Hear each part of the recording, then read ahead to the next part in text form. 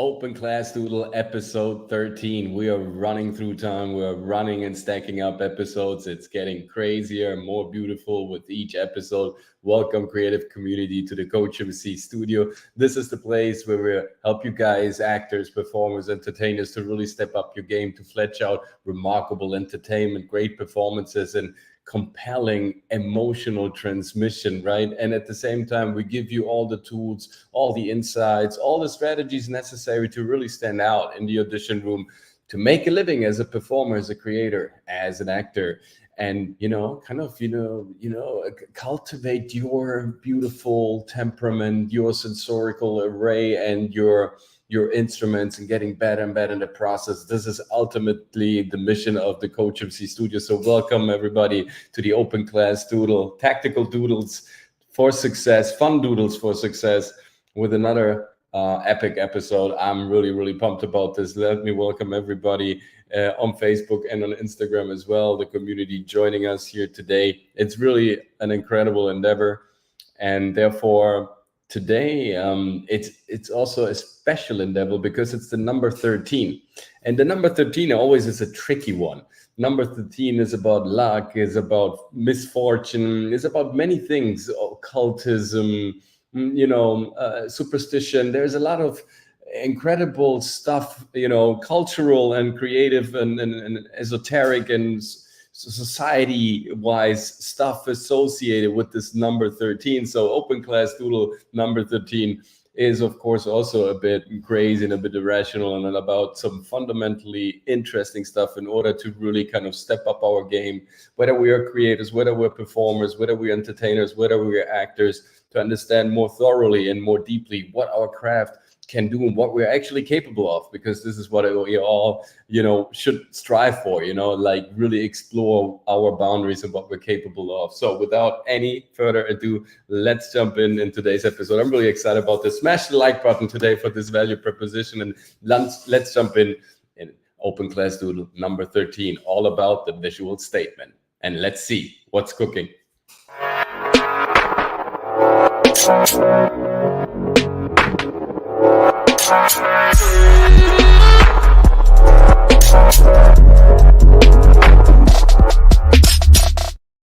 Again, a big shout out, to the Instagram community, to the Facebook tribe, and to the people over here on YouTube. Thanks so much, Pat Brett, already for showing up.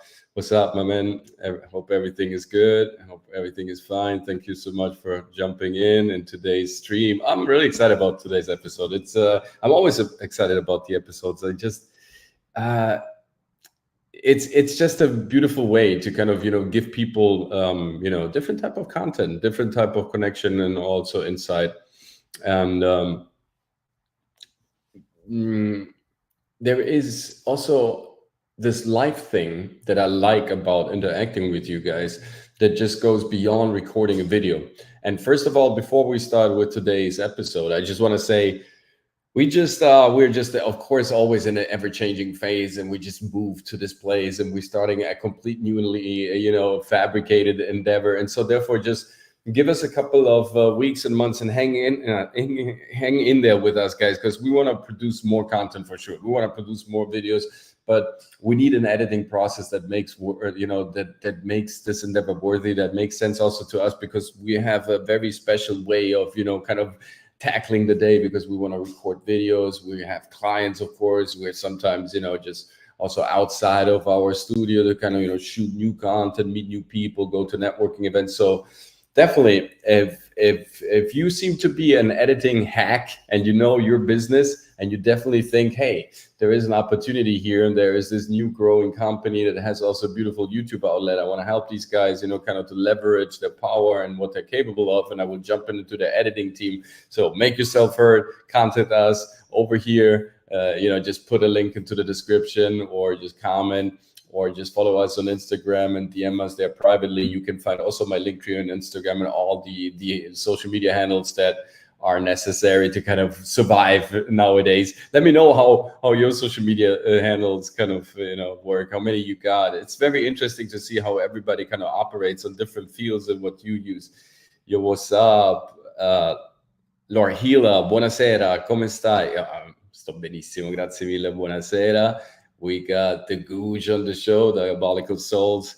Yo, what's up, everyone? Yo, Coach. Yo, Gooch, what's happening, man? Thanks so much for stopping by. Check out Gooch's content. He's massive. He's a great comic drawer. He's a beautiful person. He does so many really incredible things over there. He keeps, hope in Canada alive for sure, Gooch. So give them hell and stop by his channel for sure and subscribe to his content. I can vouch for him. You will love what he does over there.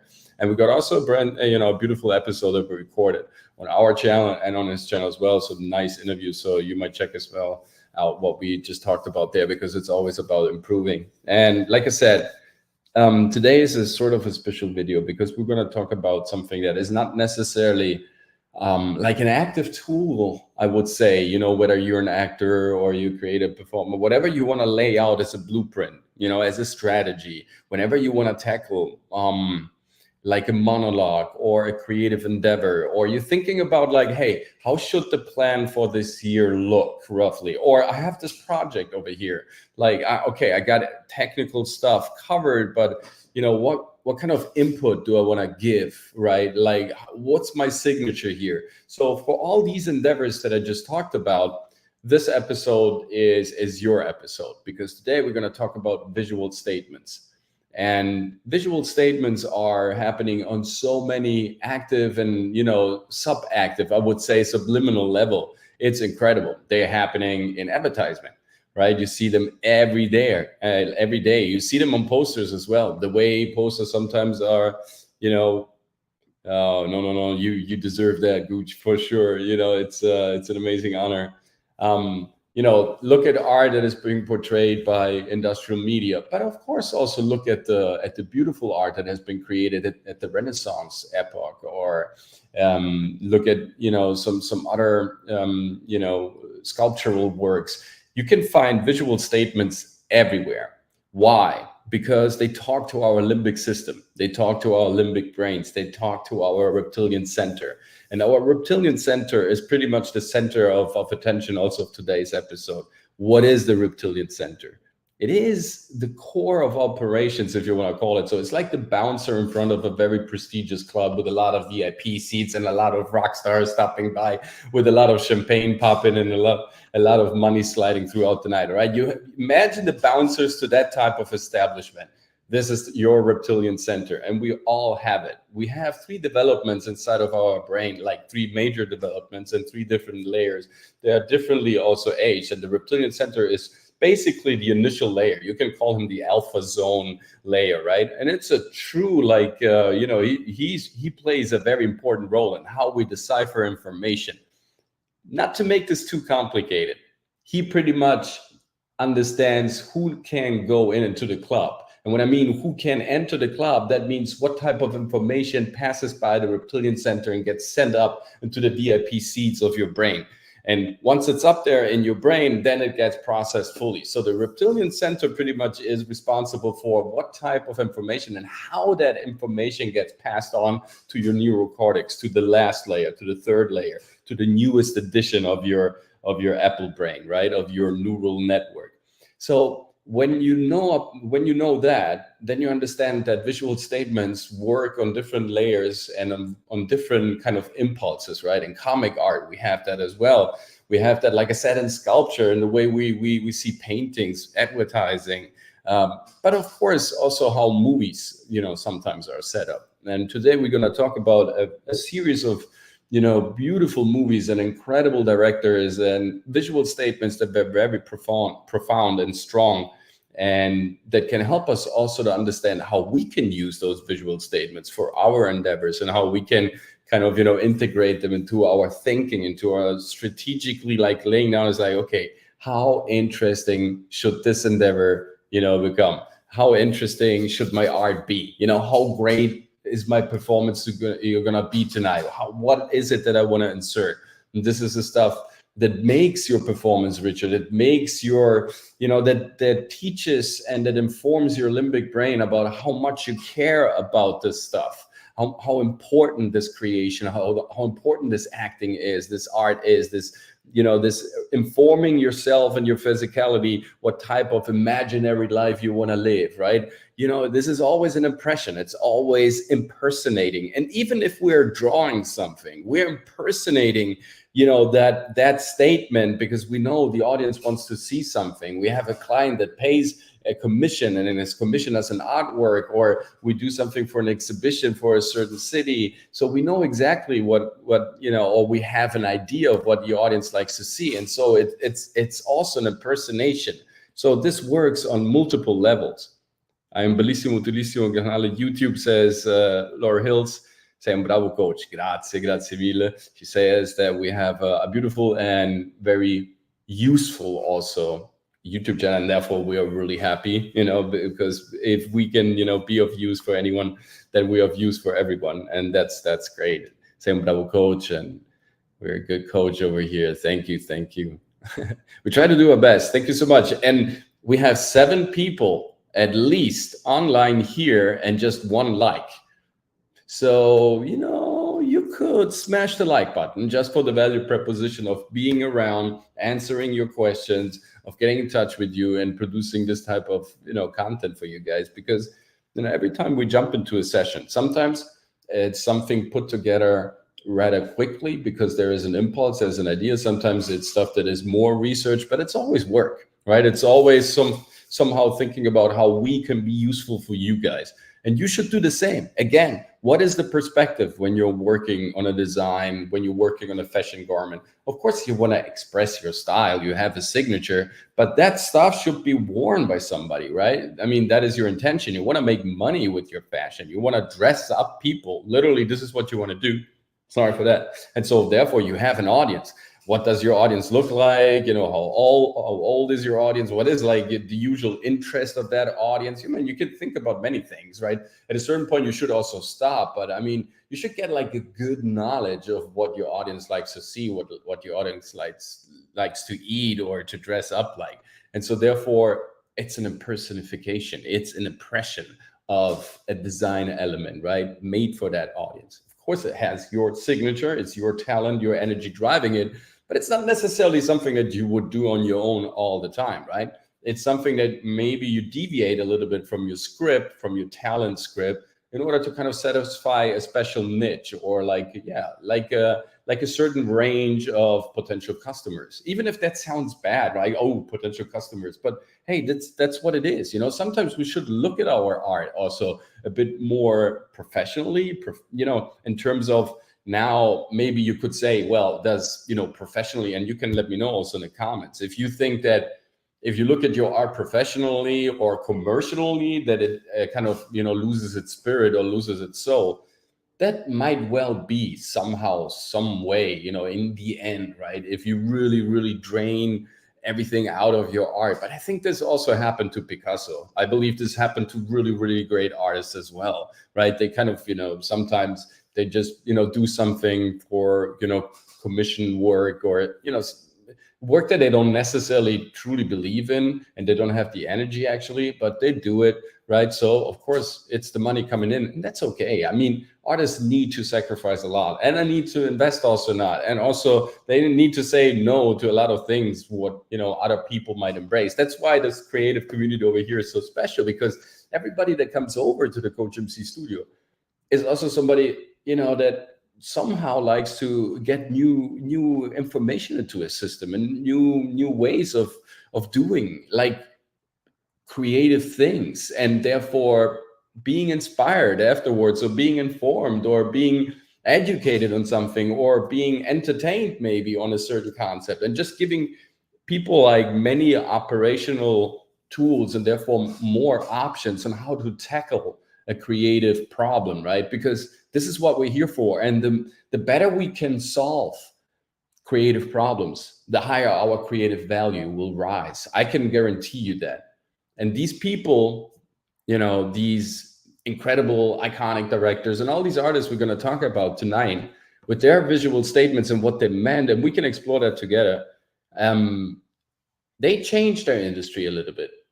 They didn't just serve the purpose of, yeah, okay, of course, professionally I turned this into money. But first of all, not all of these movies made like huge money.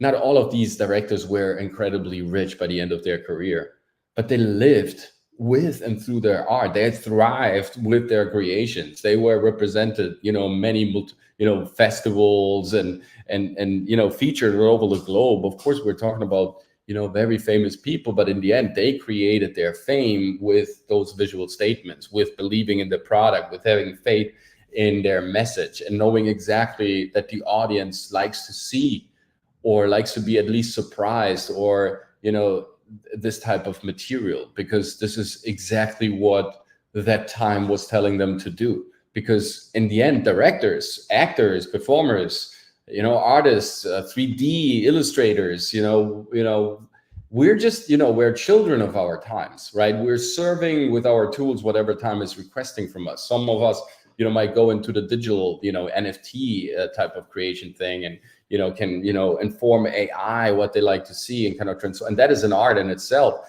Others may be more old school, like myself, right? And I'm always kind of dealing with these over here, or yes, of course, dabbling also to digital art, but still being less educated about it. But still, we all making a contribution. That's the important factor.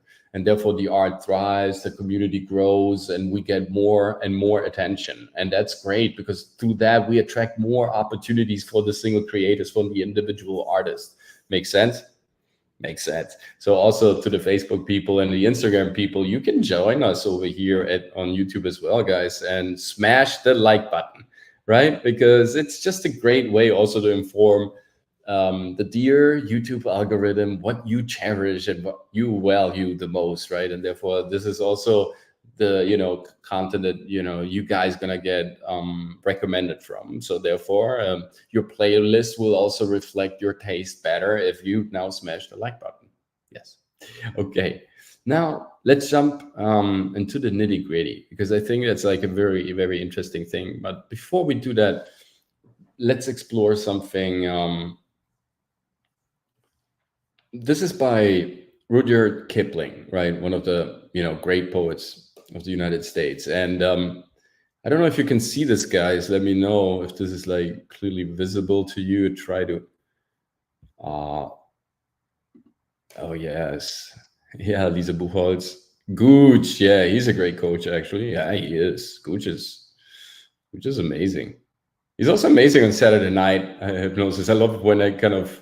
He has a certain vibe, a certain thing on how to address it, and it's I love it. I love it. He's truly a good one.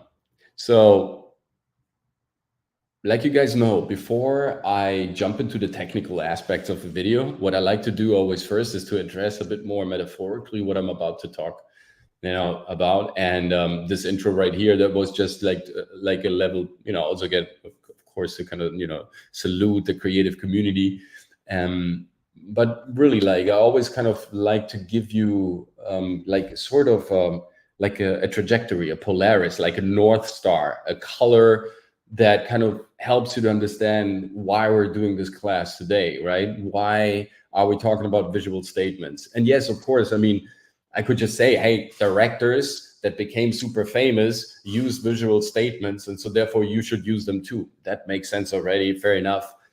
I like to explore them a little bit more, because I think besides fame, there are many more motivations, right? Besides success and money and the usual Benjamin Franklin type of attitude. I mean, we're also here for the art, because if we invest in the art and the art thrives, then we will make money anyways, right? So kind of structuring the process a little bit more, it gives you definitely more opportunities to make money. And so therefore I understand the thought that everything should be also regarded through that type of lens. But the thing is that I truly believe, this is, we're proof of that over here at the COACHMC studio for many years, right?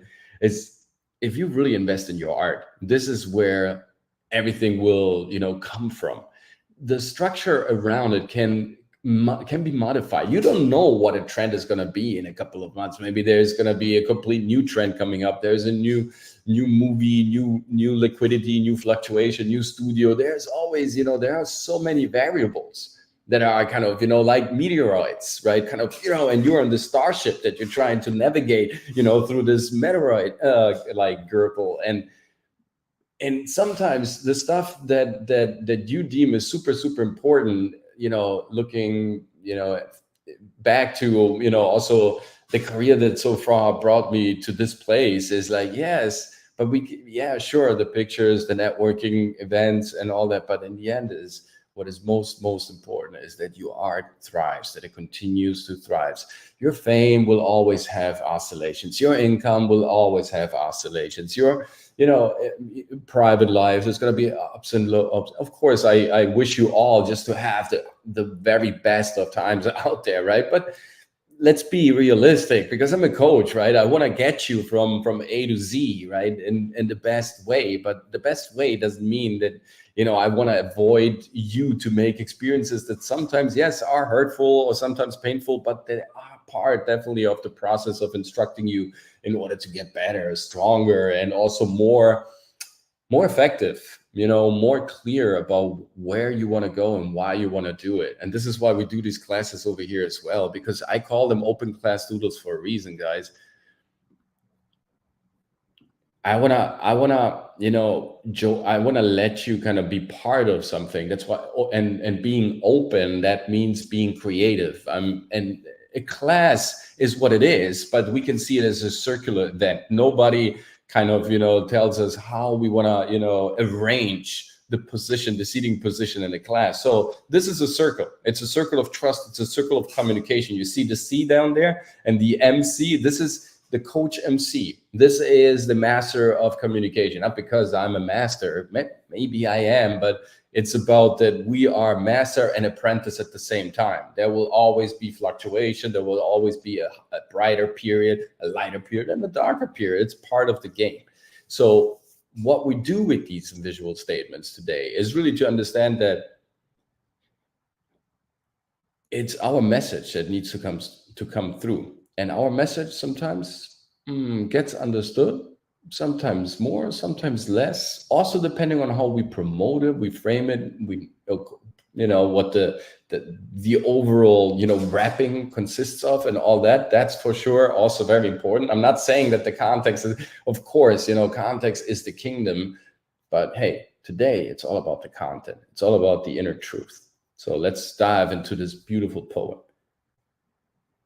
If you can keep your head when all about you are losing theirs and blaming it on you, if you can trust yourself when all men doubt you, but make allowance for their doubting too, if you can wait and not be tired by waiting, or being lied about, don't deal in lies, or being hated, don't give away hating, and yet don't look too good nor talk too wise. If you can dream and not make dreams your master, if you can think and not make thoughts your aim, if you can meet with triumph and disaster and treat those who two imposters just the same, if you can bear to hear the truth you've spoken, twisted by knaves to make a trap for fools, or watch the things you gave your life to broken and stoop and build them up with worn out tools, if you can make a heap of all your winnings and risk it on one turn of pitch and toss and lose and start again at your beginnings and never breathe a word about your loss, if you can force your heart and nerve and sinew to serve your turn long after they are gone, and so hold on when there is nothing in you except the will which says to them, hold on. If you can talk with crowds and keep your virtue, or walk with kings, nor lose the common touch, if neither foes nor loving friends can hurt you, if all men count with you, but none too much, if you can fill the unforgiving minute with 60 seconds worth of distance run, yours is the earth and everything that's in it. And which is more, you'll be a man, my son. And I think that's a very strong statement. And what I would love you to do is to look this poem up. It's If, Rudyard Kipling, very easy to find. It's a masterpiece. Read it aloud for yourself. And here's a little assignment. I would love to play a little game with you. And you can comment in the next open class doodle if you completed the assignment, because what I want you to do is to think of a scene or of anything for what it's worth. Like, just create a text that kind of gives a visual statement that, you know, is a metaphor for what you've just heard. If you have to kind of translate what you just heard and what you then also will read for yourself into a scene or into a poem or into a, you know, a line or, you know, whatever, it kind of, what would that look and sound like, right? And I want you to do that as an assignment. So for next time, Open Class Doodle episode number 14. Yeah, it's great. I thought so. I thought so, Lisa. Yeah, she's shown spirit. Come on, everybody. You know, do that as well over there on Facebook. Don't hide. On Instagram as well. Don't, you know. Now it's assignment time. So again, look up If by Kipling and read it through yourself.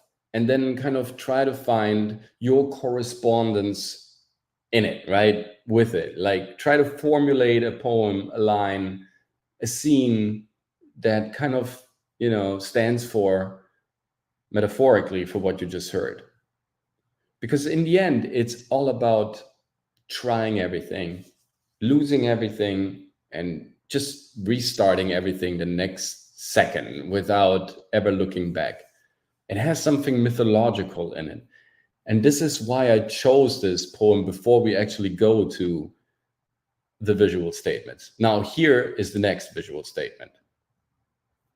So the next visual statement is something a bit more,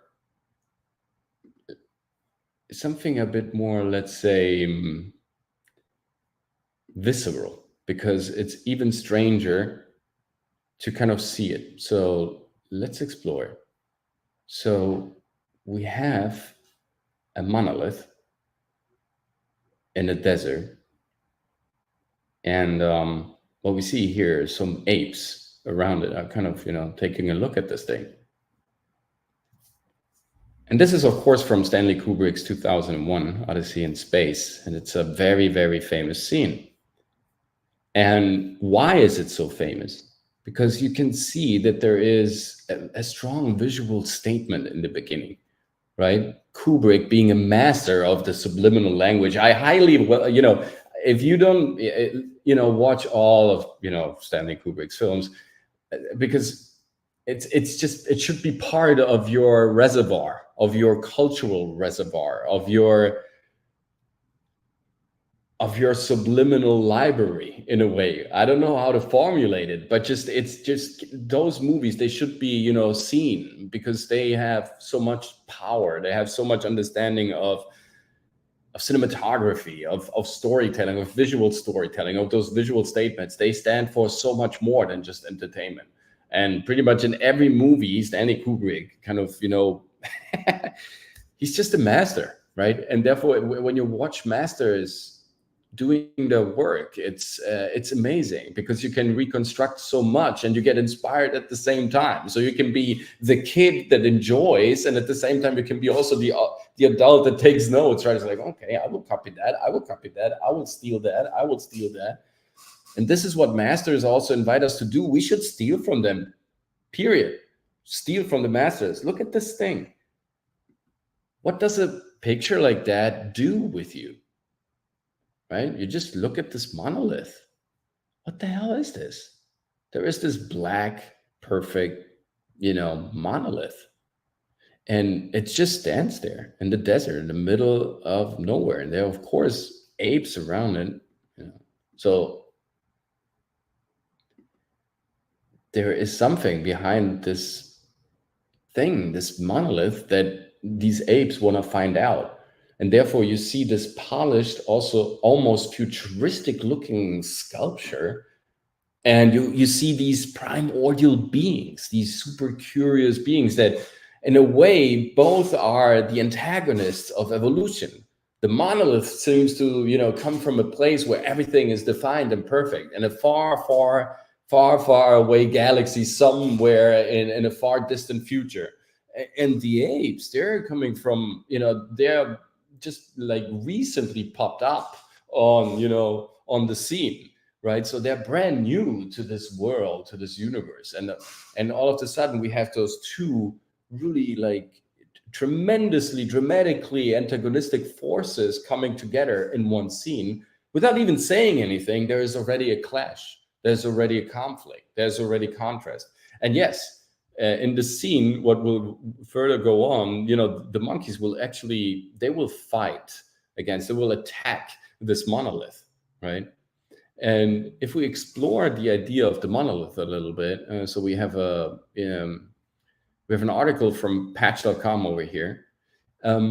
They say in 2001, A Space Odyssey, there is no more discussed symbolic element than the monolith. It serves a literal and symbolic function within the film. Yes, that's very interesting what you're mentioning right there. Those weird monoliths that were showing up in a few places in the US in 2020. Did anybody find out who did those? Actually, Pat, that's a great question. We could look into this. I don't believe so. There are some rumors that also the monoliths that were erected, I think it was in Georgia, the so-called Georgia Guidestones, they were actually bombed, and so they were destroyed. By whom? Nobody knows. Again, like an anonymous attack, right? And since these monoliths are also associated with conspiracy theories, there's like an interesting link between the occurrence here, and people claim that somehow this is connected to to a certain agenda that didn't really work out. Therefore, these monoliths were bombed, and so. If you look also into the history of the word itself, what a monolith actually means, right? It's this structure that stands without time somewhere. And usually as monolith, we understand obelisks. And obelisks, they're called also needle of fires. And here in the movie, Stanley Kubrick literally sets the moon on fire, right? We have, again, these two antagonistic forces, the monolith coming from the future and the apes being these primordial beings, right? From, I don't know, Neolithicum. And then we have the sun and the moon, again, two antagonists. Here we have the shining one. Here we have the reflecting one, again, antagonists. We have, many, polarized theme in just one frame. And this is the power of great movie making. Now, this is the power of art in itself, because in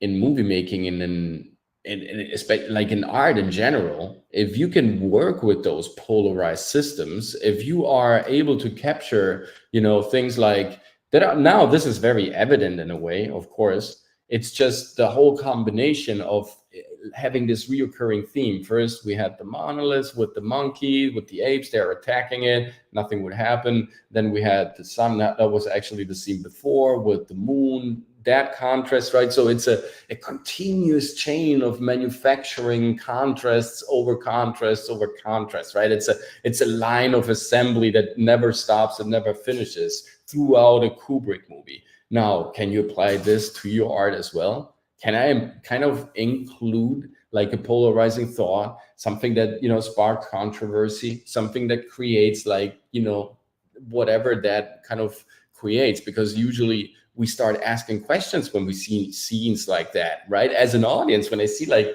apes trying to crush a monolith, of course, I think immediately, all right, is the director giving us a message here, right? Is he kind of, trying to, bring on a metaphor? And I start wondering about why this stuff is happening in the movie. And therefore, hey, this is, probably me, being interested in what's going on the screen, which is usually an indicator that the director and everybody else, did a great job. And so therefore you're watching a cool movie finally, right? And by the way, if you want to be part of a cool movie as well, why don't you stop by our next masterclass that, you know, you can register for free. It's on the 17th of February. It's episode, is it 9 or? No, I think it's, you know, it's episode 9. Yes, it's already the 9th masterclass. It's a monthly masterclass, like I said. And registering costs absolutely nothing, and we're gonna drop some very beautiful content on that occasion, because it's gonna be Audition Tips Volume 3. And we went through the whole auditioning process, of course, in the COACHMC studio style, kind of breaking down the fundamentals and what are basic, you know, tools that we will always find and always need in the audition room. Then coming to the audition itself, right? Like, what are we talking about when we're auditioning, the monologue, and therefore there is a beautiful, you know, intervention between me and the audience. Oh, we have some trouble on Instagram streaming right now, I see. That's too bad. That's too bad. So definitely check out our monthly masterclasses, and check out also our replays, because we're always dropping, you know, a lot of info nuggets in order to really kind of, you know, bring forward your best product. And the next one is going to complete that trilogy of beautiful, you know, sessions that we had. Again, it's also a great opportunity to meet me in person. We can talk in the final Q&A session. There's going to be always time, and to kind of, you know, also, you know, exchange about the juicy stuff. And therefore it's also a very personal, I think, like very, very cool type of meeting.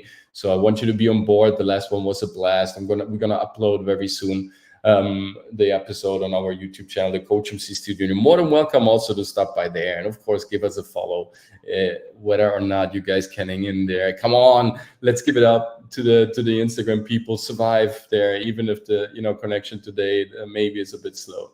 So here, coming back to our beautiful topic today, we have a very obvious, you know, visual statement. We can go on also with, you know, what the monolith means, and to all the historical expertise that you can add to that. It's very fascinating. And of course, you know, the shot of the monolith is thought as like an Adam and Eve taking a bite of the apple. Only this Eden is a desert. Instead of forbidding humans to eat the fruit from the tree of knowledge, the aliens who place this slab amidst the apes encourage their curiosity. And instead of shame over beating the animal to death, the ape discovers a source of food, which fed it, right? So that's interesting, because the apes then, of course, fight over this monolith, and there is already like this struggle going on about who kind of possesses and who owns and not. And so coming, very interesting, very cleverly built by Stanley Kubrick, how you get out of a tribal situation like immediately into some sort of a property ownership, more hierarchical structure, right? In the matter of minutes, the whole, you know, the whole cultural value of that ape tribe changed because of that slab that was placed, you know, amidst them. So interesting how, again, you know, these visual statements kind of spark, you know, so many ideas also that will inform the story writing process. That's like a beautiful way of creating movies that are not just talked, but also shown. That's, I think, also the reason why it's called show business. Again, is there a way for you to, you know, work on those principles? Like when you're shooting a movie, to have more contrast, to have more polarized items and set in one scene, and how you can work with the contrast and the conflicts a little bit more, and on how many levels, you know, some things that you will see or some things that you will create will complete that, you know, that then conflict of interest that will lead to that clash of forces that then is visible for the audience. Because this is in the end what we do. We're always looking, as actors, as performers, we are worried about when stuff works too well, right? We're not worried when stuff, you know, kind of seems to have a problem, because this is the stuff we can talk about. This is the stuff we can tell stories about. This is stuff that kind of, you know, ignites our gray matter, and therefore we need to come up with a solution. So here we have, you know, that when you have mastery at work, you have a lot of solutions at work. You have a lot of stuff to talk about at work.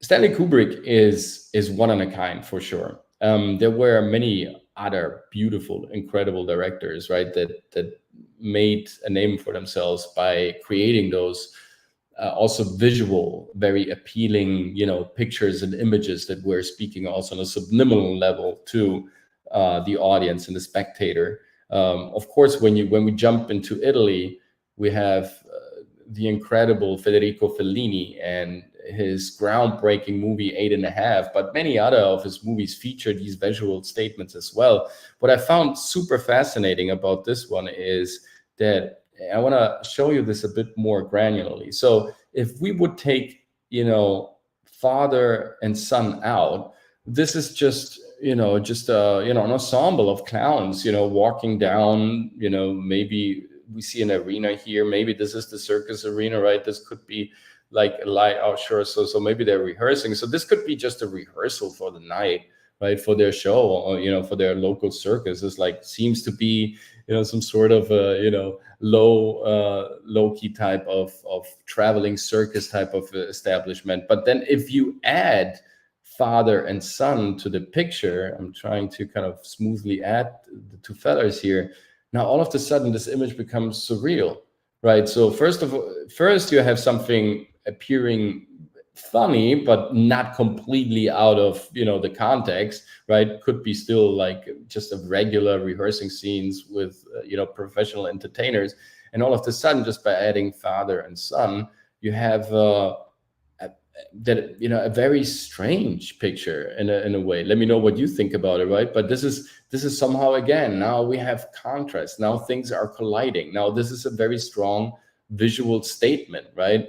All dressed in black and white, right? Of course, the kid is completely dressed in white, so therefore it has something holy, something like innocent, right? Is very, in a way, very, immaculate. And then we have the father. It seems to be concerned, and he wears a hat. Now, this is something not everybody knows, but usually the characters that are wearing the hat, they are the prototype, the archetype of the planet Pluto, because planet Pluto is associated with the world of the underworld, right? The god of the underworld in Greek mythology, actually the god of the death of Greek mythology, which is Hades. And Hades famously was gifted by the Cyclops a helmet, and putting on that helmet would make Hades invisible.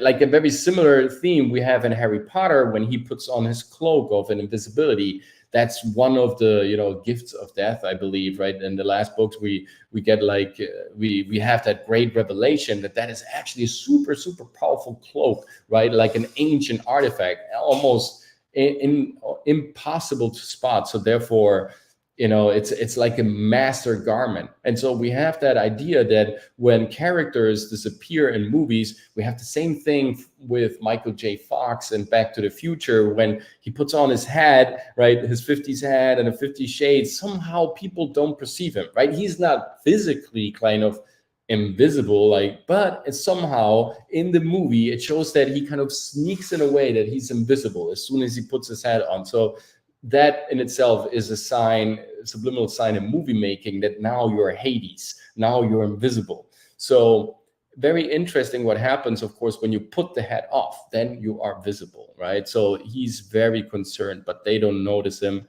right? So we have that black and white, we have that visual contrast, we have that mythological backdrop. And of course, these are also the fools, and the fools is a tarot. The fool is also a tarot card, a very important one. It's a major one. So the fool is always the one who is, hung upside down, and tarot is the one who perceives the world from a different angle. And I want you to perceive the world from a different angle as well. That's why we're doing these open class doodles. I want you to look at art, look at your art, look at your performance, look at what you're creating from a different angle. I'm not saying, take a look outside the box, because that's, to me, nonsense, right? You can't jump outside your toolbox and search for something, in an unknown territory. That would be just madness. But what you can do is you can get to the edge of your toolbox. You get to the frontier of your toolbox, really on the demarcation line, right? And stand there and look at, from the edge, look at your toolbox, look at all your instruments. Well, what is it that you do? What makes you unique? Is it your dabbling? Is it your recording, your poems? Is it your drawing? Look at all these things. Like, what are they telling you? What are they giving you? Like, in terms of visceral information, what type of creator are you? And now, what you can do is like, okay, let me correct the angle when I'm standing at the edge of my toolbox. Let me just, kind of open up to new tools while I'm still kind of feeding also from my old tools, and kind of start implementing the new stuff. And so maybe one day I can pivot completely, and then I'm at the edge of a completely different toolbox.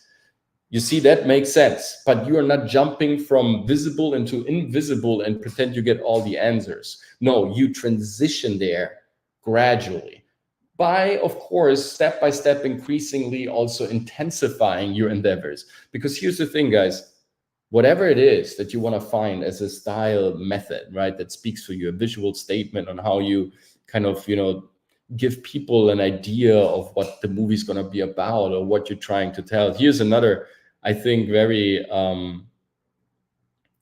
very classical, statement, visual statement. Look at this, right? That's a clear visual statement, right? It has immediate impact. Dun, dun, dun, dun, dun, dun. Smash the like button for the dun, dun, dun, dun, dun, shark imitation. But this is really a very strong and powerful, visual statement. We know exactly what's going to happen here. And we are scared. We're afraid for this woman, right? We care for her. And we know exactly this is the killer. Look at him. He's pointy, he's sharp, right? He is, he has just one color and this blackness, right? This void in his eyes and his throat. So he's truly scary. And there is this immaculate, like this innocence up there, right? And so it's literally the devil coming for the virgin. Very strong visual statement.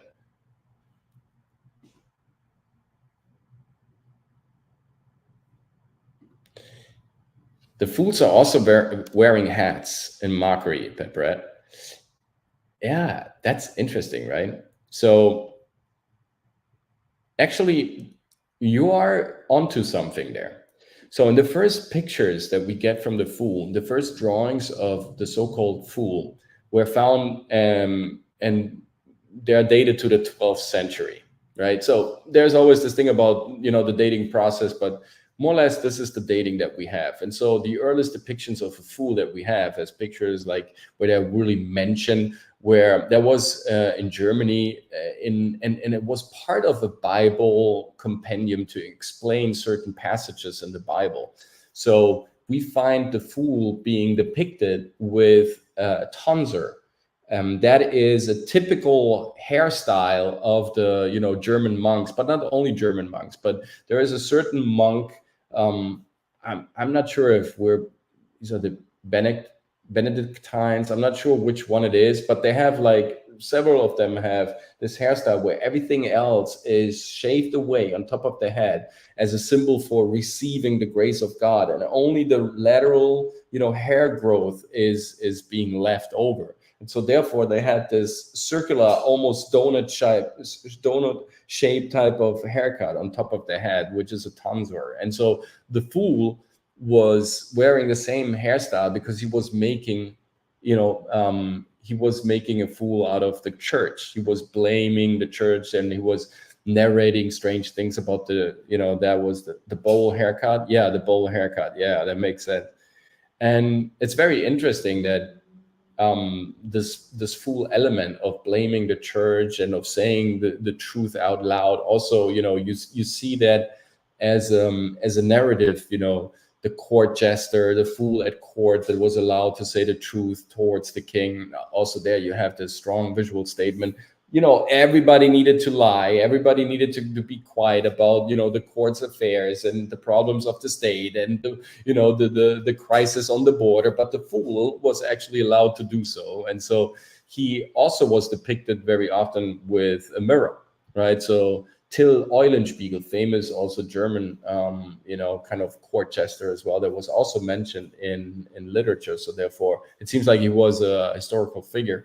Was also, having the mirror. And so in the 13th century, in the 14th century, we start to see also fools with these haircuts, not only, but also these strange hats. And in Switzerland, we have, I think, the oldest depiction of fools wearing the typical, three-folded type of pattern hat with the little bells, with the little jingle bells on top. So there is this tradition of fools wearing strange hats, right? Being master of hats and smoke and mirrors, again, the mirror, or having strange hairstyles. Sorry for the maybe overlong explanation.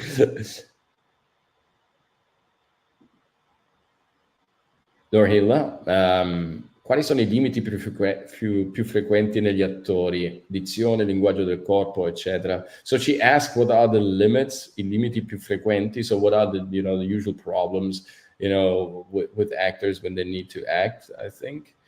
Beh, è un po' di tutto, però alla fine tutto viene gestito da quello qua sopra, perciò se quello qua sopra sta bene, tutt'altro funziona già molto meglio.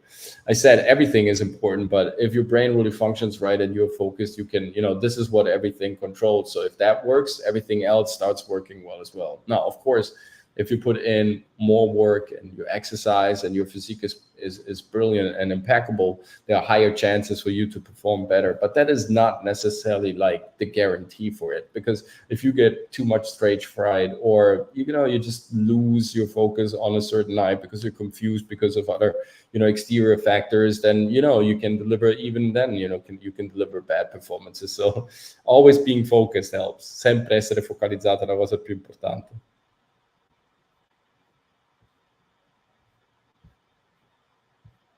So visual statements are a way of bringing people into our story, of telling more stories in a contemporary, in the same time.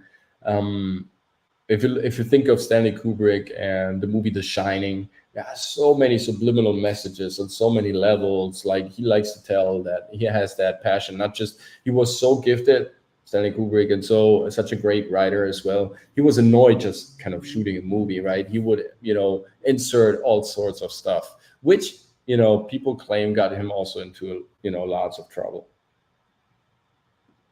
Okay, let's go on. Let's show you something else very interesting. So we explored the monolith, right? These two completely antagonistic forces. Then we explored Fellini, that a scene that could make just sense, right? Just by adding an element becomes bizarre and strange, and that is a typical Fellini, signature. That's a typical way of putting context to his movies. He was always adding, he had a classical scene, and then he was adding something bizarre to it that would somehow also fit into the context, and sometimes also not. But it was always, giving a new idea, a new flavor. It was sometimes also kind of stripping us away from the illusion that we're just watching a piece of entertainment here. He would play with your perception just by adding elements that not necessarily make sense in the way a movie should go, or what you think like an orthodox buildup of a movie should look like, right? He would play with that perception all the time. No, let's go and do another movie inside of the movie for 15 minutes or 10 minutes, and then let's get back to the original thought. And Terry Gilliam is a great example for that as well. I mean, he's one that plays with so many visual statements. And then we explored a bit more crude ones, but nonetheless, I mean, pretty genius. Jaws was an incredible success also because of these visual statements, right? If you think of the moments when in Jaws, the people on the boat, right, kind of, knew that something fishy was going on, it's like, look at this, right? Here is somebody losing completely his confidence, and this guy doesn't know anything about it, right?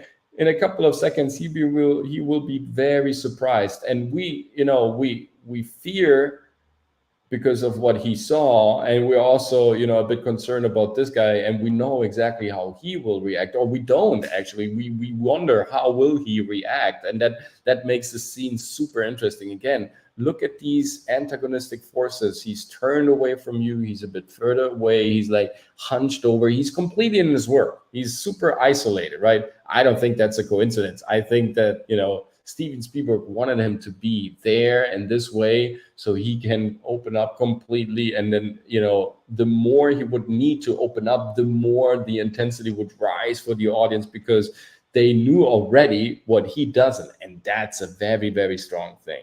When you as an audience don't know, when you as an audience know, when the audience knows something that one of the protagonists or one of the actors, one of the characters in the movie don't, that's a very strong visual, that's a very strong leverage on your emotional interest, right? That triggers even more your your cohesion with the movie, your connection, right, just gets fostered by moments like that, where you kind of are a step ahead of one of the actors inside of the film. So you kind of feel like you are part of this too. This is a very strong psychological tool, right? And so you're afraid of what's coming next. You're wondering what this guy is, and you feel like you are part of something. You know something more than somebody else, so you're more integrated, more entrenched with the picture. Very, very strong visual statement.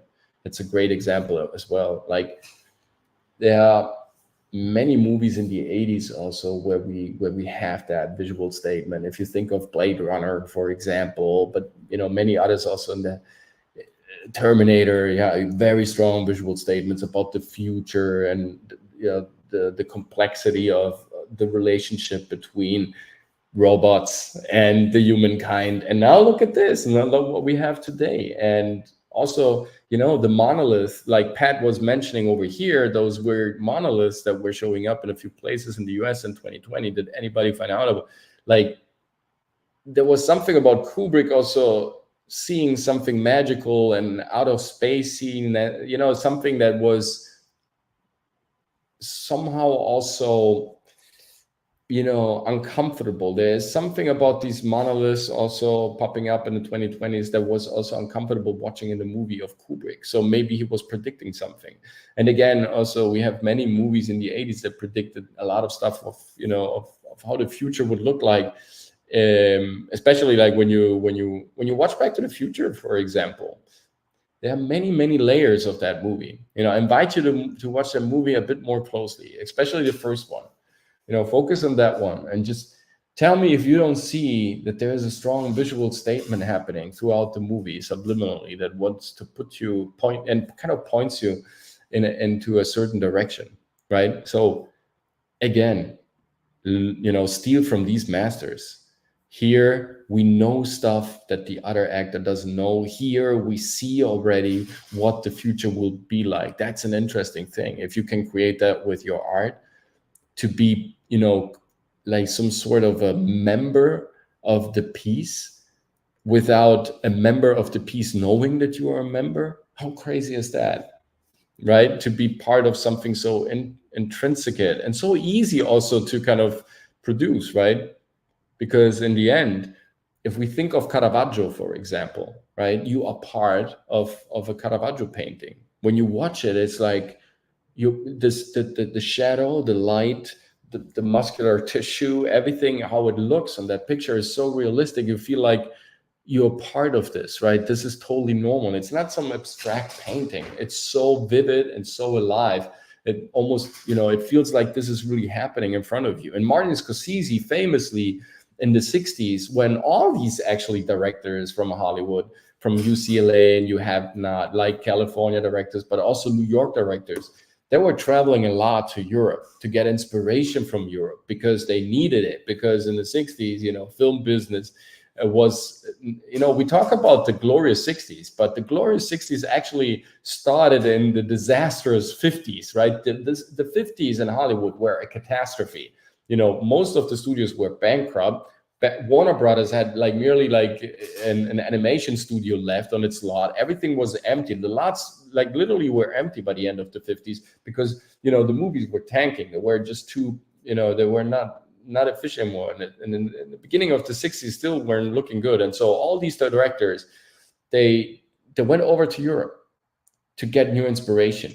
To see, because Europe back then had Truffaut, it had Bertolucci, it had Fellini, it had Antonioni, it had Visconti. They had amazing filmmakers in the UK, especially in France and in Italy. Nouvelle Vague was happening. But we also have Rainer Werner Fassbinder in Germany was creating also all sorts of new German cinema. In the 80s, later on, were also very influential for international filmmaking. They came out of Germany. So there was this new European movement of different Nouvelle Vague creators and artists, making all these movies that were low budget. Sometimes they had world stars featuring in it, because of course some of the German and French actresses were, and also the Italian actors were, of course, very famous also internationally. And so all of a sudden you had this festival circuit, Venice, Cannes, Capri. There were many interesting spots in Europe where people could network, see their movies, and they were highly creative. They were experimenting. They were not costing a lot. They were featuring world stars. They had very, very compelling stories that were contemporary, that were modern, that were unique, that were stylish, and everything that was Hollywood lacking, because Hollywood kind of was too pompous, too focused on Elizabeth Taylor and Richard Burton, and too luxurious living, and not enough hungry filmmakers anymore. And so the Scorseses, the Bogdanovich, the Peter Fondas, the Dennis Hoppers, you name it, those famous filmmakers from back in the day, George Lucas, of course, Francis Ford Coppola, so on and so forth. They were meeting Truffaut and Bertolucci. They were coming over here. They were buying also German optical equipment, and they were, kind of learning from the know-how of Cinecittà, because back then Rome was a hotspot for international movie making, right? Fellini with Mastroianni and the others were creating, Roma Città Aperta, Pasolini. I mean, it was just incredible stuff happening in Europe. And so that basically that European input, that visual statement saved Hollywood. It kind of, helped Hollywood, rise from the ashes like a phoenix again. Because, directors like Stanley Kubrick, and we're learning not only, from Alfred Hitchcock, like you would also, of course, have, if you look at Alfred Hitchcock, another great visual statement artist, right? Let's look at this contrast over here, right? You feel immediately that this guy is, of course, he's hopeless, right, against this here. This is a very, very scary scenario, right? This guy could be, cut in half in a second. So what, we see this David against Goliath, right, type of principle, right? He's really in trouble. And Hitchcock was a master of telling that and giving us statements without saying anything. Famously, he once, in an interview, he stated when we kind of, talked about working with Jimmy Stewart, and how Jimmy Stewart, wanted to, see himself always portrayed. And Alfred Hitchcock once kind of rearranged a couple of scenes in the editing, so it would look like that Alfred Hitchcock was, that in the movie Jimmy Stewart was laughing at a kid's ass, and then he was just correcting that as like, you see how easy I can fool you. You were laughing, and of course, about the mother taking care of the kid, and then we just cut another scene where you left it in a different way about how the kid was playing and kind of, hunching forward to grab the ball. And so just by rearranging scenes, it could look that one person becomes devious, and then in the next scene, that person is an angel and insane, right? It's just by rearranging through the editing process what that person is looking at, and by a very powerful visual statement, which is the point of view, right, the POV, you can mess a lot with with the perception of the audience. And so Hitchcock was talking about how important it is to really have an idea of how scenes should follow up, and how the editing process, the timing process, is also a visual statement in itself. And famously, Alfred Hitchcock, he arranged his movies the way he was writing them, alongside with his wife, who was a script supervisor, who was really doing the continuity type of work. So he was programming the scenes rhythmically as well, so he could like arrange them in a way where the visual statement would be entrenched with the rhythm of the movie and with the pace of the beats of the dialogue, which is amazing. You see on how many levels this contemporary kind of works, right? So therefore, it's very interesting, like to see people kind of working on different levels and how important it is for them. Like split the perception. And if you look at today's fashion, for example, who is making a lot of money, who is really relevant, who is creating a lot of attention, it's the ones who are polarizing, right? It's the ones who are creating the stuff that you least expect. Like Kanye West and all these people, they're creating a lot of incredible visual statements, right? Whether you like them or not, it's not the facts. They are really successful, and this is what I invite people to do today, like to kind of reverse engineer some of these processes and tools, and kind of understand how they work and apply it for your own stuff, because it definitely works, right? We talked about Nouvelle Vague and all the visual statements there that were super powerful, and you should definitely check out movies from that era, from the 50s and the 60s in Europe, because like I said, they influenced highly those great and powerhouses of American filmmakers. But they were also not only looking to Europe, they were also looking into the Far East.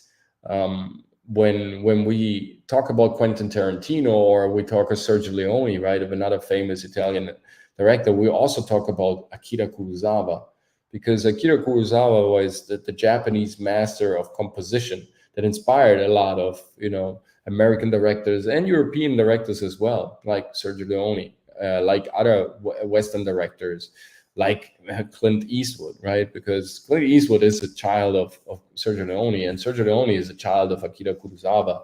And even Quentin Tarantino admits that he, stole a lot of shots from him. Of course he does, because he's a master. He knows exactly what he's doing. Always steal from the masters. And so you see this composition here again, where we have this monolith of a human being, this warrior, and it's the incredible. Or at least to me, look at this, right? We have this scenery. Where is this fog? Is this a storm? We have this unknown, this is there is some, there is some small smoke coming up, whatever it is, right? But these houses, maybe there is a bit of wind, these Japanese style houses, everything seems deserted, right? Everything seems to kind of to dissolve in this moment, right? To be taken away by the smoke, by the wind, right? But there is this one single unit in the middle, actually not in the middle, because I truly believe this is pretty much golden ratio. I look at this and I already see this is like a golden ratio here, for sure. It's very close to Fibonacci spiral. So he's not completely in the middle.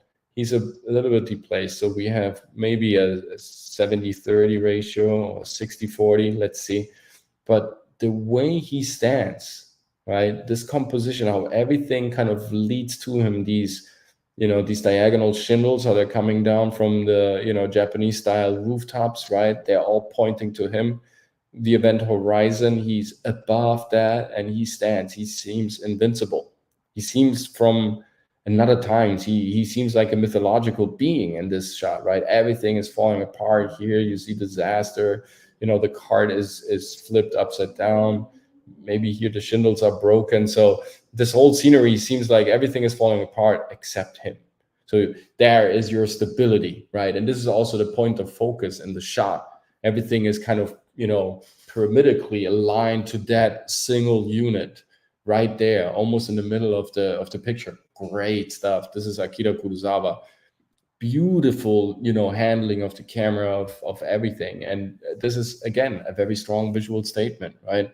Something like sometimes less is more, or sometimes concentrating everything to a point of attention in the middle of the shot, or in the middle of, whatever the creation is, and give it a clear focus, a clear perspective, a clear trajectory for your audience to perceive, can be, the one thing that turns your art from good to outstanding. Now, all of a sudden, you have the focus of the audience. Again, here we have another beautiful composition by Akira Kurosawa, right? Interesting how all these people here, we have this, of course, like you see this diamond in the middle, you spot this as first, this 4 people group, and they're all different. Look at them, right? They all have different expressions. They're all super proud, right? The one is enjoying, the other one is also coming back from a conquest. He is standing a bit for himself, but super stylish and flashy. He's more the loner of the group. Here we have the, of course, the boss, because everything is, as you can see, right, from his crest, everything is aligned perfectly. So all the people here are pretty much happening on the same line, right, on the same spot. And these are the only ones that are here, also giving you depth to the picture. This is an amazingly coordinated shot. This is a fantastic shot that really shows you, I mean, the skill, the mastery. Look at all these lines, at all these diagonals, coming together, right? This is beautifully, your eye can flow over this endlessly. Here, the dragon has space to explore. If you think this would be just coincidence, read, inform yourself. Like even this hand sign here, this is the hand sign of the master of the wheel, right? So you're under the veil, under the wheel, under the veil, I think it's called, right? So you hide your hand. And very interesting, how everything kind of puts him into the perspective of being the one who looks outside, right? Who sees the future coming in, and how everything aligns with him. And he is the only one that really looks at you, right? This is your present conscience. This is your future conscience. These are the 4 seasons, and these are the 2 poles, right? So there's a lot that you can interpret to a visual statement and to this picture. Again, these are just ideas also for you to play with, right? Alignments, geometry, point of view, of course, metaphors, strong symbolism, numerological patterns, all this stuff. I mean, it's just, again, it's just something. Can I add this to my toolbox? Coming back to the initial thought, I'm standing at the edge of my toolbox. Do I want to get this in? This sounds interesting. Look at these directors. Look at what they did, right? And if you think, hey, this is just stuff of the past, right? I don't need this, right? I mean, think twice, because he's all about the visual statement, ladies and gentlemen, and he's one of the best directors alive.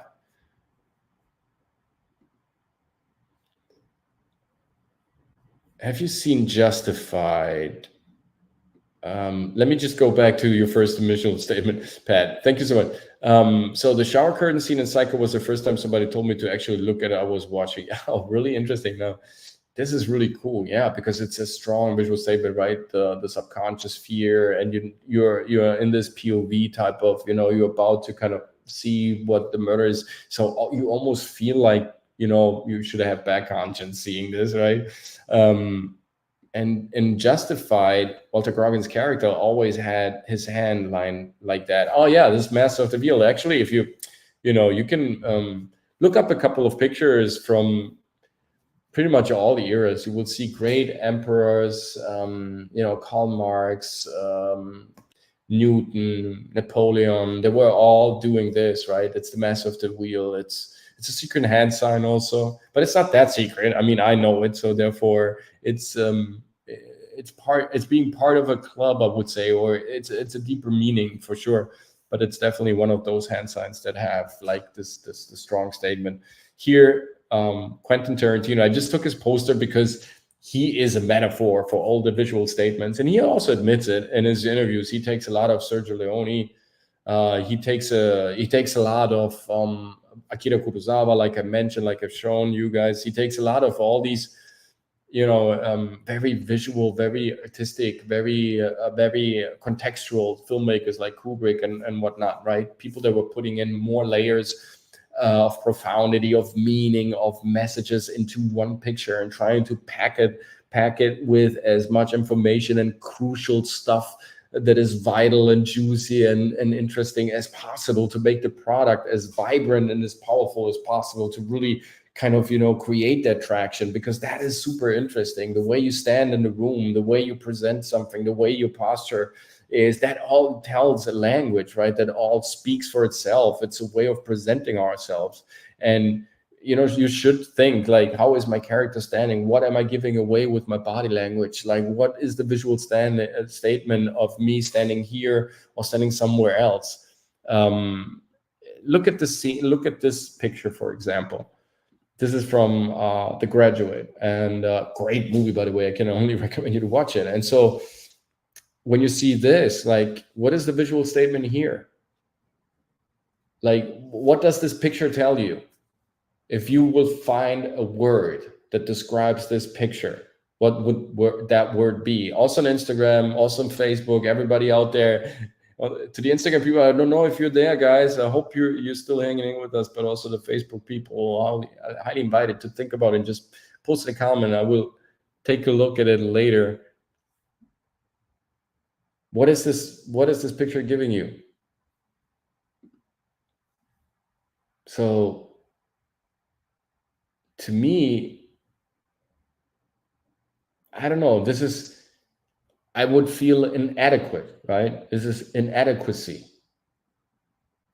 And by the way, if you ever feel inadequate and you want to fix that, and you know, you have the strong urge and the strong feeling that inside of you there is a message that needs to be told, and you're just at the beginning of your way, or let's say you already started this quest and you're hitting the first boulders and you think of, hey, how can I step up my game? Or you're already a seasoned actor, a seasoned agent of your creative quest, and you're thinking, hey, I want to add something new. I want to spice this up. I want to, you know, discover more. Then come over to readytoperform.com and just send me a text. Guys, let's set up a free trial session.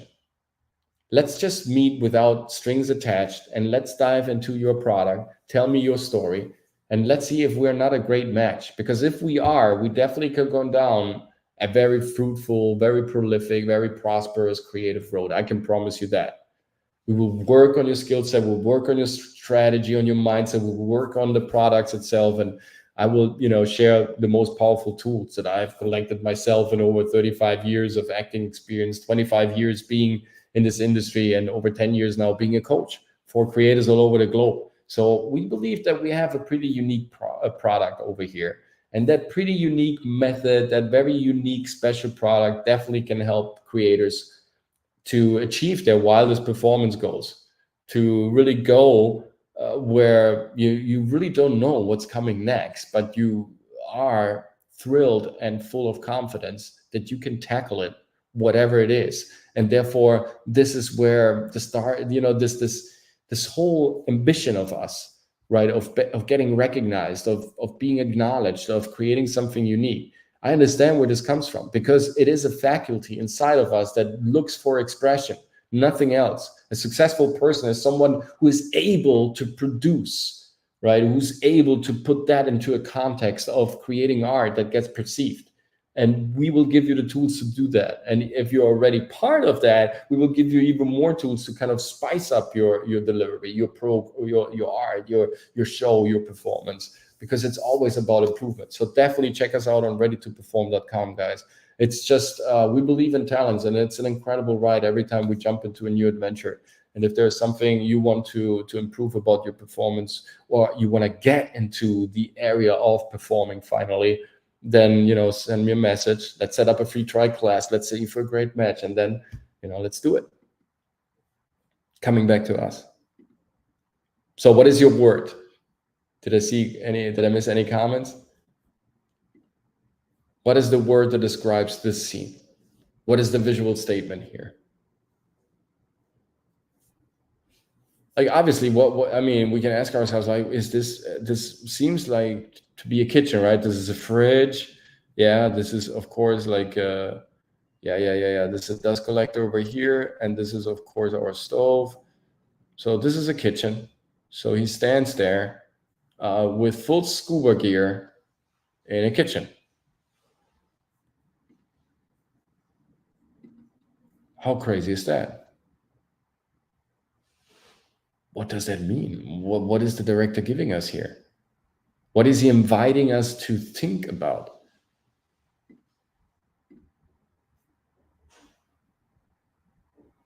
Or if you look into, you know, the story of Sergio Leone and how he created his Western movies, he always said that every picture should give away a message. So here again, look at this visual statement. We have all these old and curved wooden planks, first of all, right? Look, they are like placed like a mosaic. Now, that could be, of course, coincidence, but I don't think the quality and the looks of these wooden planks are just a coincidence, right? Look how everything is lined up to this character here. Look how everything seems old and used and kind of an old era just having served already, right? These planks tell stories. Everything here tells a story. Everything is old and rugged and raw and dirty and earth-like, right? So everything points also from the composition here towards this character here, this unknown, unseen, faceless type of hero that stands on those old wooden, rugged, raw planks, wooden planks at this deserted, train station. Again, right? Look at these sharp, wooden poles here, how the fence is put together, right? Everything is sharp and pointy. Everything seems old and dangerous and hostile. So this guy is outnumbered, obviously. And this guy over here has his gun, already. He doesn't need much anymore. This guy holds a bag, so therefore he's clearly outnumbered. He seems old and faceless, and he seems to have a disadvantage in time because, this guy is already, grabbing his gun. So it looks pretty hopeless for him, right? There is no way he can flee. He is, you see this fence here, so he's completely uncertain. He's trapped. There is no getaway. Yet, of course, he then, in the next shot, manages to shoot them all, right? And to kill them and to get away. Over here. Da, da, da, da, da. Again, this was the other angle. A beautiful, incredible, groundbreaking, fantastic movie. I can only recommend you to watch it. Sergio Leone's masterpiece, Once Upon a Time in the West. Also a masterpiece because of these visual statements, right? They all tell us a story. They all want to bring us in. They're all reinforcing. I always say they work like a magnifying lens. They magnify the microcosmos of the scene, and therefore exploring the characters more granularly, of course. Yeah, it's fantastic and fascinating how you can go into these topics and kind of, explore all these different aspects of creativity, of filmmaking, of how these directors, kind of curated. Yes, absolutely. Also here we do have that, like you said, the three guys up front, he's in the back, he's faceless, seems outnumbered. There's, if you kind of try to find a description for that, a word for that, what would that word be? That's why I always tell my clients as well, when they are, entering the course and the program, at a certain point, I sent them to a museum. I say, now, for the session that we should have, I want you instead to go to a museum. And they, initially they tell me, this is just an easy way, right, to make money while staying at home. And you just want me to, to do like this school assignment and treat it as that there's like some deep meaning to it, coaching wise, and you just wanna, skip 1 hour. And first of all, if you want me to come with you, I would more than happy to come with you. But it's really not that. And usually after I give them the specific assignments of the stuff that they need also to do, because it's of course not just going to a gallery, but just, you know, to pick, you know, 3 pieces of what they just saw in that exhibition, in that gallery, in that museum, and analyze them a bit more thoroughly, and kind of, you know, take time when they have kind of, you know, what I usually tell them to do is go through a museum, look at the exposition, pick your 3 favorite ones as fast as you can, right? Go back to all, you know, all 3 of them, and get, you know, this is like a daily assignment, almost a couple of hours. Go back to them and take up to 30 minutes, from, you know, everything from 15 minutes to 30 minutes for each painting or for each, you know, piece of the exhibition. And when you're like, take 15 to 30 minutes and write down 3 things. Do you care about this piece? Why do you care about this piece? What type of story do you see here happening? And what are the elements of how the story was put together, of what you see there?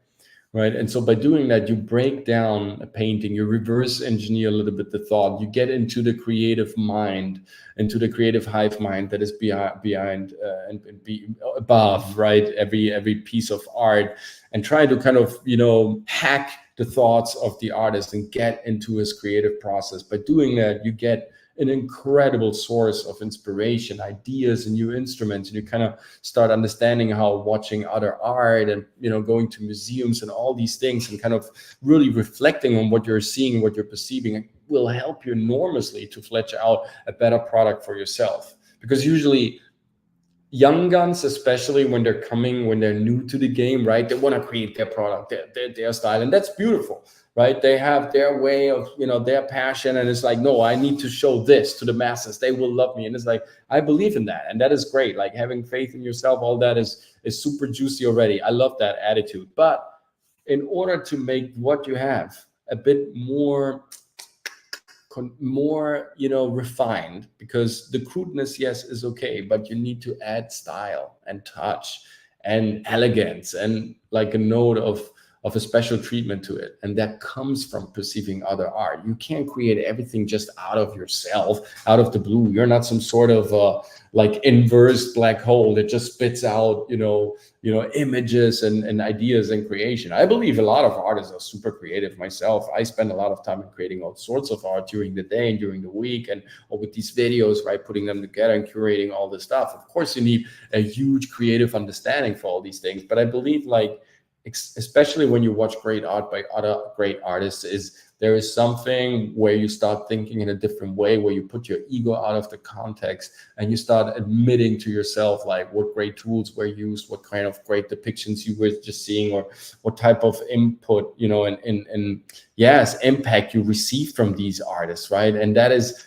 the same thing, right? That inspires us. Like, yeah, I want to create that impact too, not just deliver something here that just looks good on the outside. No, that has also some inner traction that is really, really powerful, right? And therefore, this is one of the sessions that I've almost loved the most, because when they come back from those museum tours, usually they are like, all the time, they are completely flabbergasted, right? And they want to do this as soon as possible, because maybe before, in the past, they were just going through these exhibitions, not really being interested, just going through them, just smashing some time, or maybe there was something and they were just, but usually if you don't have an assignment, if you don't really have a mission, what you should do in a museum, and how, I always say, don't read books, use books. This is the same thing for museums. Don't just go into museums, use museums. They're great sources of inspirational income, right?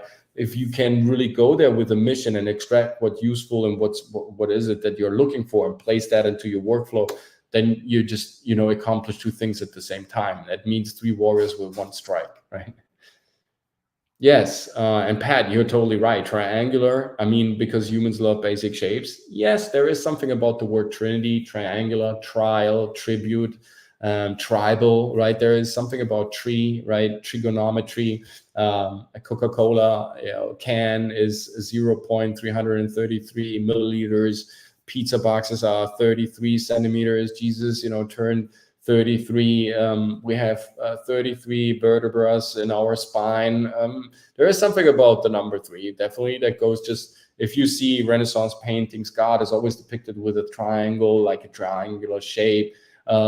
behind his head that just Trismegistos is, you know, basically what we call Thoth or Mercury later on, or Hermes in Greek mythology, who was the builder of the triangular shaped building. So the, you know, the 3-pattern god created triangular shaped buildings. So you have a lot of threes, that's for sure. Triangular structures, absolutely, flowing through Earth's very prominent history. And yeah, of course, pi is one of those beautiful shapes as well, because they are also shapes, right? It's sound. It's basically sound waves that are, you know, creating shapes in low vibrational, high vibrational form. And then sometimes we can perceive them, of course, and sometimes not, because of the density of the mass that is coming together. But it's all triangular, definitely, in the build-up in the beginning, right? Also, a cell is a unified sphere. Then it's a duad, right? It intersects, creating the Vesica pieces in the middle, and then of course you have the 4, but the 4 just constructs, you know, it's 1, 2, 4, but in the middle you have that beautiful triangle building up. You have the star tetrahedron. So that's, Plato also said, surface, you know, consists in triangles. And if you look at leaves, right, you have a pentagon shaped pattern. It's the basis that, you know, forms the triangle. So you have a pentagon everywhere. Interesting, absolutely, how that kind of works into our human design and our organic design and natural design, right? How we have these numerological entities and values also coming back and manifesting through shapes.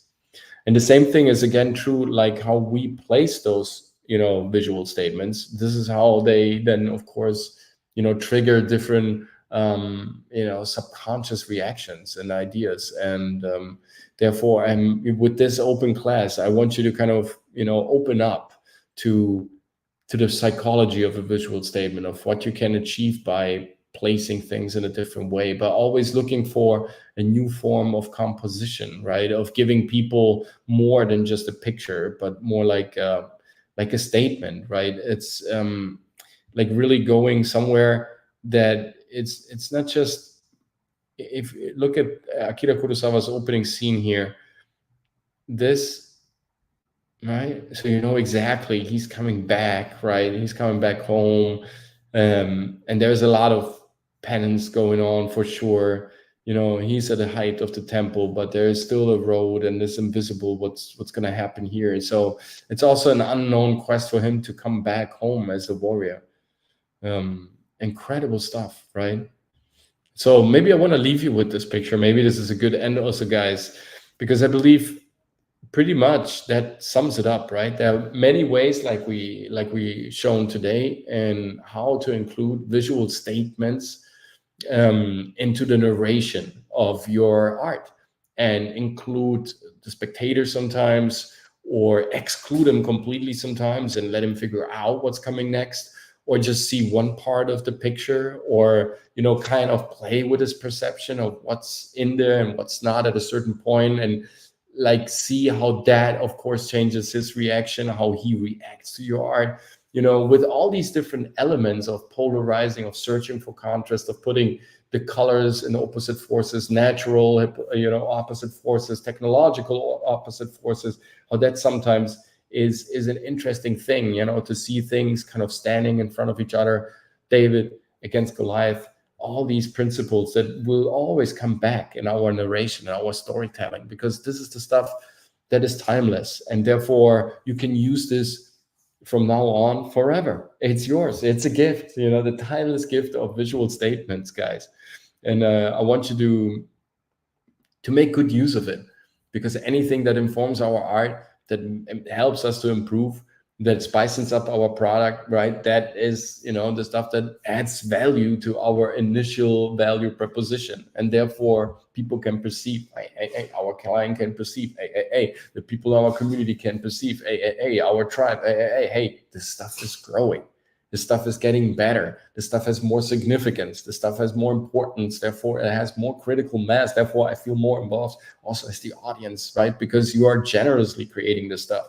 The more you kind of think of your art, and the more you make it powerful through these implementations of different forms of tweaking, you know, your creative message, you also show to the audience that you're willing to go And like Kanye West, like I mentioned before, is a great visual statement artist, right? In his videos, in his appearances, his shows, like the way he presents, the way he surprises, the unexpected things he does, like covering his face, right? Kind of excluding himself from the picture, that he's so moving, right? That he's so dominating sometimes, like the unmovable mover. It's like an hermetic thought in a way to have that type of approach, right? Daft Punk, it's the same thing, right? They're hiding their faces. You don't know who they are, but still you're looking up to them.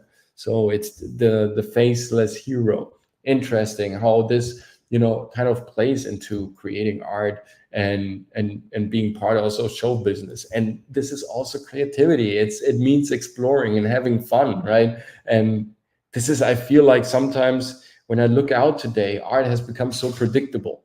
Art is so, it's driven towards income. It's driven towards attention, but it's not driven towards improvement. It's not driven necessarily always, driven towards excellence and fantastic quality and amazing entertainment. It's driven sometimes by factors that I think shouldn't be so relevant like they seem to be nowadays. And when we want to give art back its originality, its spontaneity, it's sometimes it's inaccessibility, right? Because sometimes we need to kind of, buffen up intellectually or, even spiritually or taste-wise in order to understand certain nuances. And it's not always given that art should be there as welcoming as possible. We should always find some ways of getting, of course, people to get interested into our art. But if we are too welcoming, if we're too accommodating, if we're too open, right? Sometimes people can misunderstand that as all being cheap and too accessible and needy. So we need to find the balance and creating art that is compelling, while of course doing it for the audience, but for the sake also of leaving our signature, and also risking sometimes that some of our art might not be considered great, or might not sell as we want to, or might not be accessible immediately for everybody. But that's good.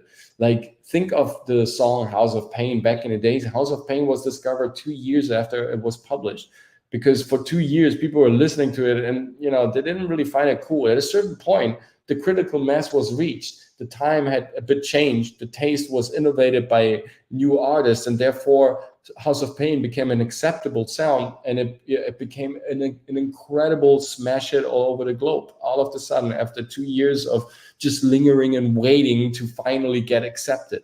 So that sometimes happens. Yes, these risks need to be taken when you believe in your art, but definitely you see that time will be the patient teller of the story of your success, no matter what happens, if you really invest in love and dedication into your craft. So hexagon is the bestagon for sure. You see hexagons all over Hollywood movies. That's very interesting, geometrical form. We will talk about that maybe in the next episode. I enjoyed this one for sure. I try to give you a different perspective on your toolbox, on what new stuff you can potentially insert, and how you can look at these concepts from a different angle, and how important it is also sometimes to think about that. And that was our 13th open class doodle, guys. Like I said, thank you so much for stopping by, for leaving your comments, leaving your likes, and join us for our other adventures. Come over to the readytoperform.com, our brand new website with our brand new programs. I mean, it's 15th of January we dropped this, so it's still super fresh. We added the public speaking program to our portfolio of service, to our portfolio roster, to our service roster, because more and more people are having this wish of impacting the camera, impacting the stage, impacting the sales presentation. They feel the need to kind of come out and speak, or they have the necessity through their job, so that this is something that they want to explore. So definitely hit us up on that. It's our pleasure to help you out with all your creative endeavors. Also join the Eventbrite tribe of the creative community, where we have all the information for the upcoming free masterclasses. Join us also on Telegram. It's a great way to get us to know in a bit different way, where I post a bit more chaotic, poetic, artsy type of content, and also on Instagram, where sometimes I post stuff about my drawings, about my art. There's definitely many videos coming up. We have the alphabet series that is continuing. We have the letter E coming up there. It's going to be super interesting for sure. There's a lot of advice I think that you can take out of it for your entertainment industry endeavors as well. Then we have our Saturday Night Hypnosis, where I'm one of the OG members with all the other crazy panel members. It's always a blast. So check us out every Saturday at 8 p.m. Eastern Standard Time. We have the next open class doodle on Thursday at 3 p.m. Eastern Standard Time. We have Tuesday at 6 and Thursday at 3 p.m. And I think next week we're going to have on Tuesday, again, we're going to have Dragon Slayer commentaries as guests, but I'm not pretty sure because we're still preparing the last episode of our Greek mythology super geek, super nerdy retrospective with my art. So if you missed out on that one, you're gonna love it. Dragon Slayer commentaries. Also check out his channel, but also check him out. He's also part of the the board of members of the Saturday Night Hypnosis, and for 2 episodes he was already part of the Open Class Doodle project, where we talked about Greek mythology, the Age of the Gods, and now the Age of the Heroes, with a special focus for Hercules. Check out those 2 episodes. I created some amazing art for that, and the other talks as well. We're gonna definitely also record some new talks on acting episodes with other creators, coaches, and great actors from the United States, from all over the globe as well, to kind of keep you informed about the latest trends and to give you an introspective into show business as well. This is great. I need this, not being sarcastic. Definitely glad I found this. That's great. No, of course. No, over here we're just like that, right? So we wanna give entertainment, we wanna give you information, we wanna give you a little community, a creative tribe where you can explore without boundaries. Hey, over here, this is the circle of trust. So definitely check me out. Hit me up for a free trial class. And see you next Thursday, 3 p.m. Eastern Standard Time, with the next Open Class Doodle number 14. And now you're ready to perform.